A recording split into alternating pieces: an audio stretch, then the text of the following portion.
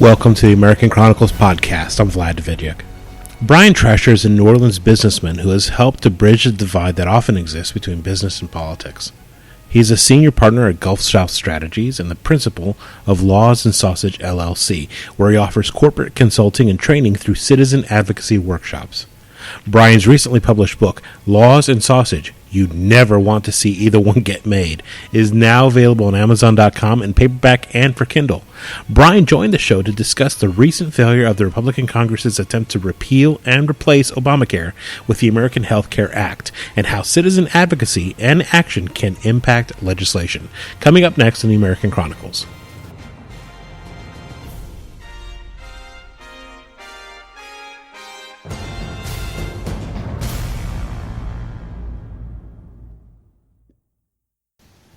We're joined now by Brian Trascher, who's a New Orleans businessman.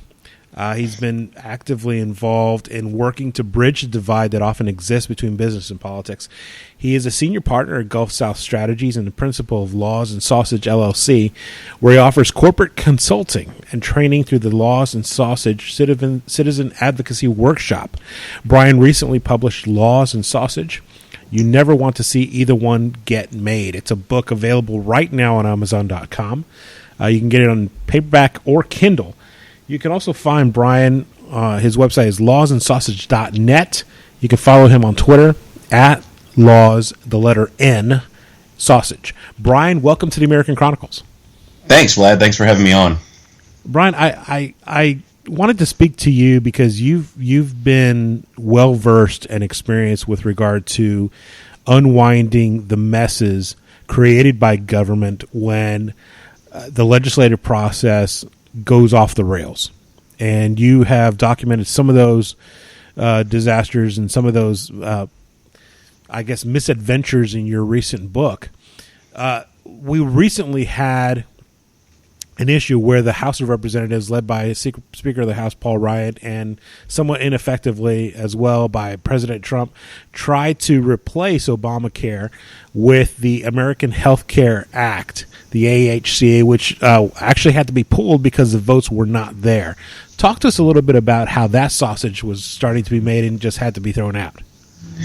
Well, first of all, what people have to realize is that the only difference between the ACA and the AHCA was the H, right? So it just wasn't a very good bill, first of all. And second of all, the process by which Obamacare has to be repealed and replaced is very, very cumbersome and very, very hard to understand for the average American. And that's not to say that the average American is not smart enough to get it. But I mean, as somebody that's not used to following following laws through the sausage maker, if you will, it would take quite a bit of explaining to do. So when Obamacare was passed, I mean, it was done. It was like a 2,400 page bill. Right. It infected, and I use the word infected on purpose, so many different areas of the federal budget. It was meant to be like a cancer spread into so many places that it could never be cured. I mean, that was done deliberately. Right. So what the House has to do, and this also has to do with the way the House and Senate operates, they each have their own rules that dictate how they can pass bills and how many votes it takes in each chamber to pass any kind of a bill.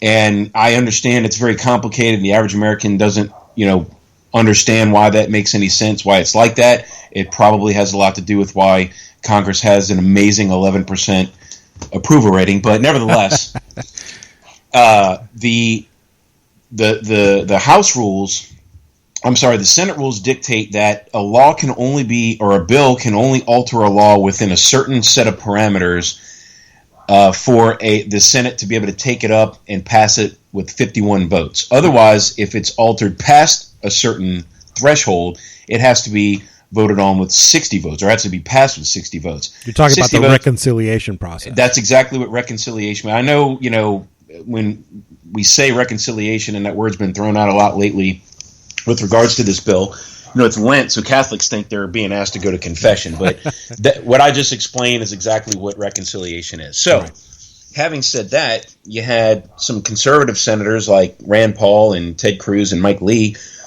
who didn't like the AHCA on its face, and it's not that they wanted to vote up or down. They did not want it to come to a vote.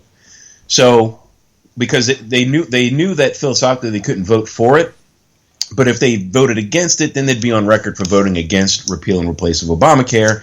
That would be optics that they would not be able to recover from. So what they did was they went very skillfully, went and riled up the conservative caucus, known as the Freedom Caucus, in the House, and told them that, hey, this bill's a big POS, we need to tank it. And it was all so that they never had to cast a vote on it. So, again, I don't mean to be rambling or confusing people any further. This 3-step process, the first step was reconciliation, and it never even got that far. I don't think that the congressional leadership did a very good job of explaining this process to people because it is complicated. I personally believe that the president knew all along that this was not going to work. And I think that he wanted to pass through something that was a lot more conservative and a lot more stringent and a lot more in line with his voters wanted. But they came to him and said, this is the only thing we can get done. We need to take what we can get. So he said, okay, I'm going to let you guys sink or swim on this. And I think he knew they were going to sink, and that's exactly what happened. And so now he gets to come in like the conquering hero and pass something that is going to be a lot more palatable to conservative voters and to senators like the three I mentioned. So I think it was, some people call it Machiavellian. I think it was more Roman, if you ask me. And I think we're going to see the president come back to the table and take another bite at this apple very soon. Now, Michael Strain of the American Enterprise Institute published an article a couple days ago talking about why the AHCA failed. And basically he identified a lot of the same features that you were talking about with regard to some of the built-in issues that made it almost impossible to get through the Senate.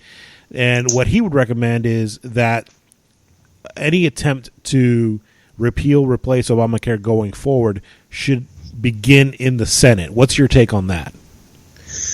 Well, I agree to an extent, but if you look at it from a legal, constitutional standpoint, Obamacare should not even be legal because it originated in the Senate. And fiscal measures like that are supposed to originate in the House. Why somebody never sued on those grounds? They sued, about Obamacare and so many different grounds. I don't know why that wasn't one of them.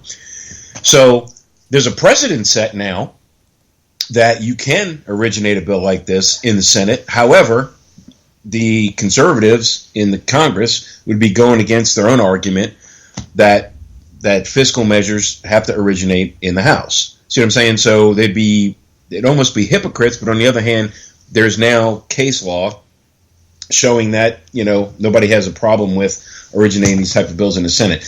But if you got it through the Senate, it'd be a lot easier to get it through the House, and that's usually not the case.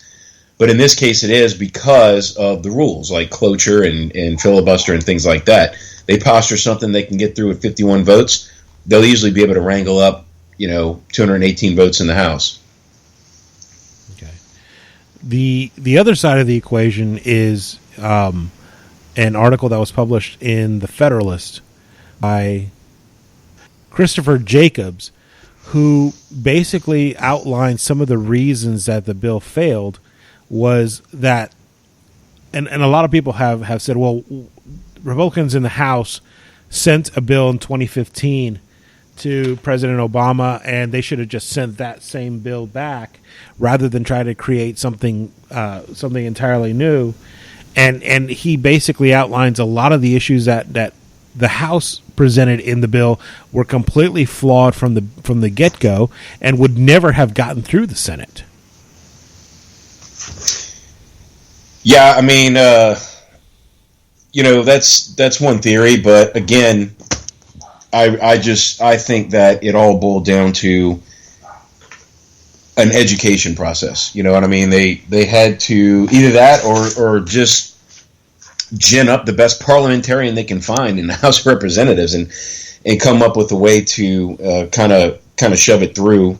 All at one time. I mean, I know it's next to impossible, but at least they would have. They just, the president's he's probably the best salesman that's ever occupied the Oval Office. They really should have let the explanation come from the White House and not from the congressional leadership, because again, they didn't do a very good job and there just wasn't a whole lot of public support. There's more public support behind the Freedom Caucus trying to block it than there was behind trying to repeal and replace, which is something that most Americans want.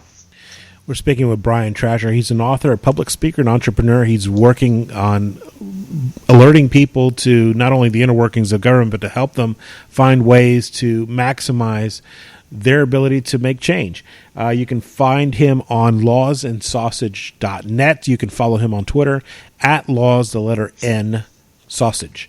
Brian, one thing that comes up pretty frequently, and you probably experience this in your line of work, because you're giving addresses at as speeches at keynote functions. You're giving workshops. You're helping nonprofit organizations to in terms of their relationship with government and in terms of relationship with the communities that they serve. You're helping to get a lot of organizations get their agenda through. There's so many competing sides when it comes to healthcare and the passage of any kind of legislation associated with it. So who are the biggest players with regard to reforming healthcare in America? In my opinion, Dr. Price at HHS, actually just had a meeting with him on Monday when I was in D.C., and he had what a lot of people considered to be the best repeal and replace idea while he was in Congress. And there was a lot of his ideas in the AHCA, but it was not exactly what he wanted. But of course, he was now that he's part of the administration, being a good soldier and trying to push the bill that they had. But and I'm not speaking for him, but I think that somewhere deep inside, he's happy that it didn't go through as is, because I think he's got some better ideas on how to fix the mess. Obviously, the closest advisors to the president, Dr. Price is going to be the closest healthcare advisor. He's got his strategic advisors in the White House. As far as current members of Congress, I know my own senator, Dr. Bill Cassidy, has his own plan, which he says basically keeps all of the promises that the president made with regards to repealing and replacing, and will create a law that makes sense. There are some people who have criticized it again as not being conservative enough. I haven't read his entire bill, but it's I think it's kind of up for grabs. I think that there's a few physicians in Congress. I think we should probably start with them, because those guys are in the front line of healthcare, and then just kind of work your way down to the constitutionalists, because obviously whatever the Republicans end up passing, I'm sure is somebody's going to sue them, just like they keep suing to block these travel bans. So they got to try to make it bulletproof there as well, and in the meantime get Justice Gorsuch confirmed, because that's going to be a key in probably upholding anything they pass. Right now we're witnessing the sausage maker working overtime, and it's going to be very interesting to see how this all plays out. Speaking of sausage making, that actually segues perfectly into what I was going to bring up next. You recently published a book, Laws and Sausage, which basically takes people through the inner workings of government and shows how anyone can effectively influence public officials to help push whatever agenda they want to get pushed. First and foremost, why did this book have to be written, and why did it have to be written by you? Well, it had to be written because I was tired of carrying it around in my brain. For years, I've had people constantly, they say, "What do you do?" I'm a lobbyist. Well, what is that? What do you do? What exactly does a lobbyist do? And I would kind of try to give the best explanation I could, but over the years, I started kind of compiling the answers to all the questions I've been asked over 20 years. And if you look at the book, it's kind of written in an FAQ format. Every chapter title is a question, and then I do my best to answer the question in long form in each chapter. One of the reasons why I finally decided to do it, and your question of why me, I think that can be kind of callously answered as why not me. I mean, there are some books out there that kind of attempt to address the lobbying game, but there were none that really stimulated me, and I tried to make it interesting and funny, and I tried to explain it in layman's terms. And ultimately, I just had too much downtime over the holidays. I'll spit this out in about 3 weeks, and I don't want anybody to think that that's a reflection on the quality of it, because I think it's had some pretty good feedback. But 120 pages in 3 weeks is I was obviously carrying around a burden up inside of my head there. But yeah, Vlad, the main reason why the timing of it, other than just having the time to do it, was since the election, I've seen all these people protesting in the streets, and I'm looking at them going, the First Amendment right is one of the most fundamental rights we have as Americans. But these people, some of them probably really believe that they are effectuating change by being in the street and holding signs and yelling and sometimes destroying property and making a lot of trouble. They're not doing anything. The revolution is in the halls of government. And I can tell you this, the only way to take it down, this is one thing I know to be true after 20 years in this business, the only way to take down the government is from the inside. You have to go and you have to work the process, and you have to learn the process, and you have to talk to the policymakers, and you have to push all the ingredients through the sausage maker so you can get sausage on the other side. That is the only way to do it. All the, ideologies, liberal, conservative, Democrat, Republican, that's all just professional wrestling. Okay, you're either going to make donkey sausage or elephant sausage, but you have to know the process. You're not changing anything by yelling in the street. And so that's kind of what inspired me to finally do it. So what gives you the street cred? What gives you the background to address this topic as effectively as you do? Well, I've been in this business for over 20 years. I've worked for governors and congressmen, and I've been on both sides of it. I've run campaigns. Are there people out there that are better at this than me and smarter than me? Better believe it. But they didn't write a book, so right there you have it. One of the things that tends to come up is some people look at someone who writes a book on a topic such as this, and they're immediately driven by a cynical perspective. Well, you're just in it to make money. You're just trying to sell maybe your experience or sell your point of view. But in your work, you actually go out of your way to try to peel back the layers of this really huge onion, and to show individual people's, private citizens, what the inner workings are really like and how they can most effectively tackle the problem.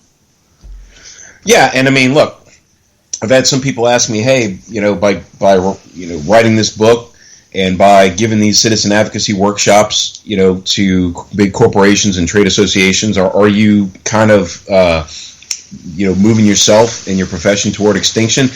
No, if Drew Brees spent an hour with me trying to teach me how to throw a spiral, it does not mean I'm going to be ready to play for the NFL. I might, at the end of the day, I'm sure I'll be able to throw a football better, but I'm not going to be in his league. So no, I'm not worried about that.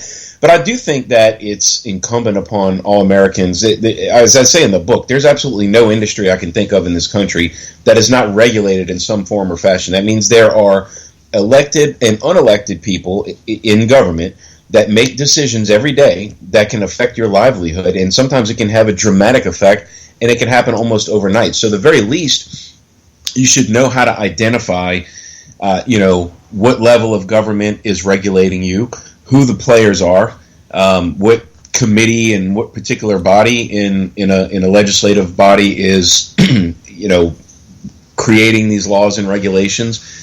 Who has the influence to change something? Who has the influence to start or stop something? These are all things that everybody should have. It's like in the old days we had a phone book, so we'd be able to call a plumber when we needed to, or call an electrician when we needed to. Well, Laws and Sausage is meant just to be a resource guide for anybody that wants to go out and really make a difference, legally speaking, from out of their government. And again, marching in the streets is just not going to get it done.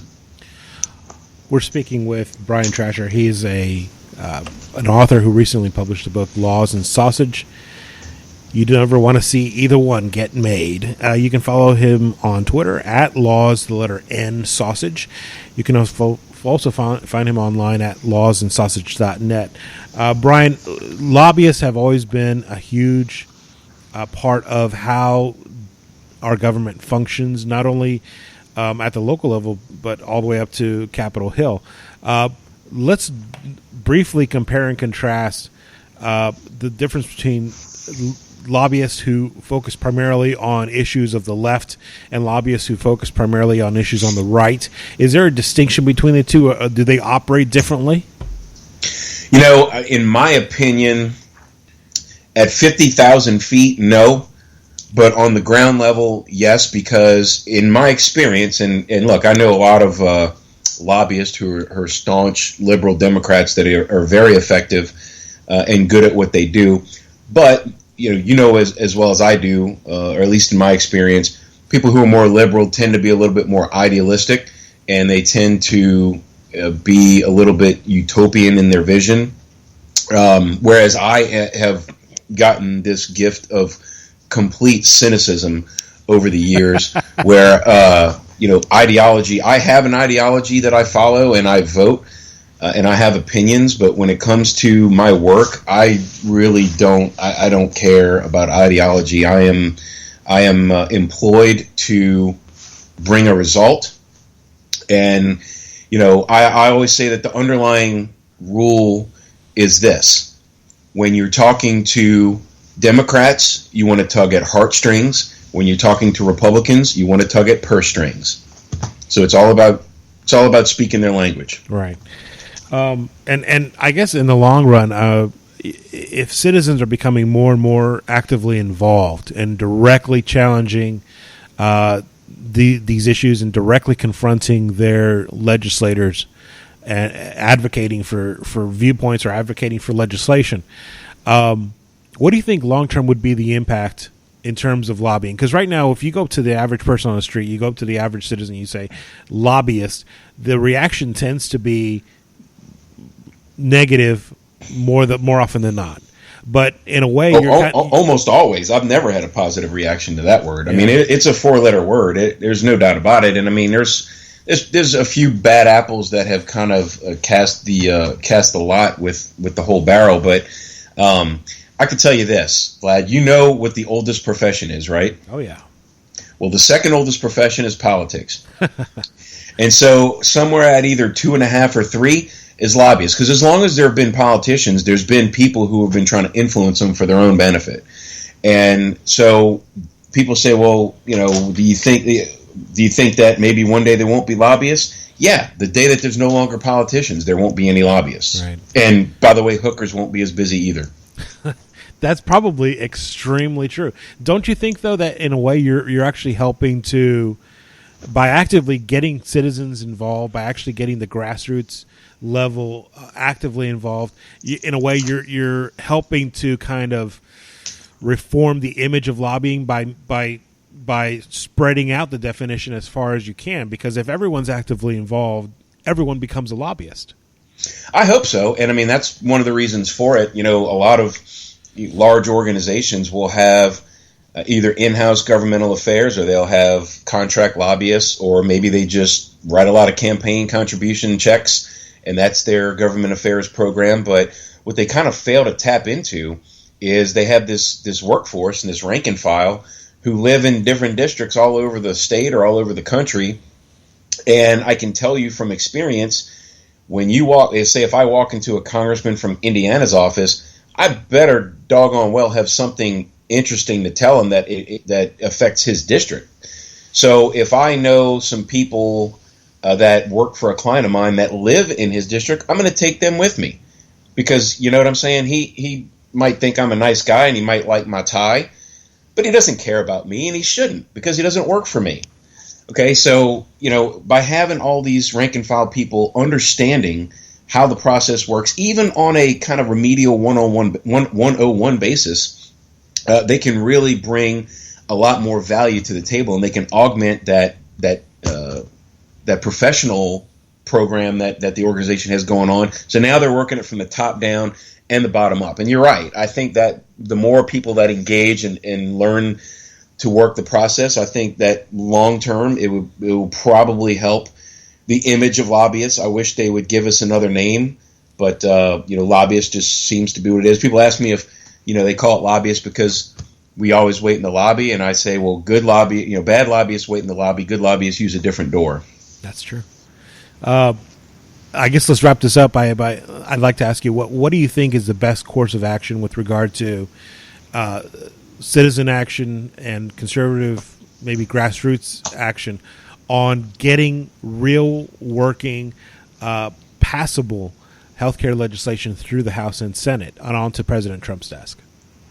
So, I think that whatever your position is, obviously you're going to want to call your congressmen, call your senators, and granted, those just kind of go on an internal tick sheet, and they may or may not have influence, but you can look at some of the techniques that I put in the book.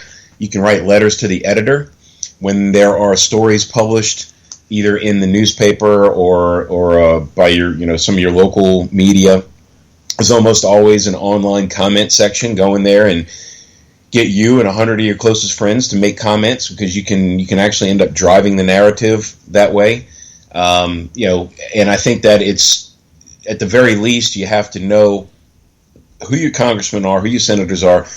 Do they sit on one of the committees that are going to be hearing these laws? Because if they do, guess what? They're going to be a lot more influential in the process, and you're going to have a better chance at affecting the outcome by contacting them. You can call senators and congressmen from other districts, but they're going to ask you what your zip code is when you call, and if you're not in their district, chances are they're probably not going to be too enthusiastic about what you have to say. Which is why you find somebody who does live in their district or their state and have them call for you. So again, all these techniques are in the book, Laws and Sausage. I tried to make it as easy as I could. There was some other chapters I was going to put in there that were a little advanced, but I figured, I don't want to confuse anybody or make it too much like drinking from a fire hose. So, maybe there'll be a sequel. Maybe the Empire will strike back.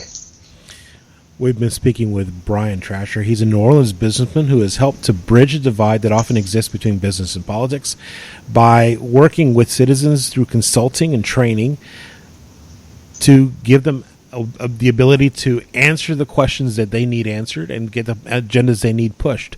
He's a senior partner at Gulf South Strategies, and he's a principal of Laws and Sausage LLC, where he is constantly providing workshops for citizens to engage. He recently published Laws and Sausage. You never want to see either one get made.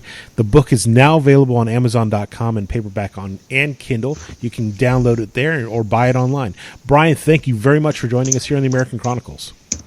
Vlad, thanks so much for having me. I'll have a great day. You too. Well, that brings us to the end of the show. Check out my website, VladDavidyak.com, and make sure to follow me on Twitter, @VladDavidyak. Tons of cool stuff there. You'll love it every single day. Please give the show a great rating and review on iTunes. It really helps other people find us when they're searching for a show they might love. Until the next time, remember, eternal vigilance is the price of liberty, and freedom is never more than one generation away from extinction.